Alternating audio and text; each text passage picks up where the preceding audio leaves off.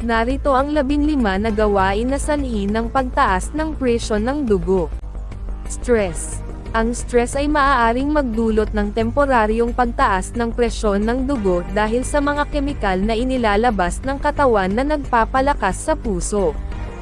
Kakulangan sa tulog. Ang kakulangan sa sapat na tulog ay maaaring magdulot ng pagtaas ng presyon ng dugo sa pamamagitan ng pagtaas ng stress hormones. Labis na timbang.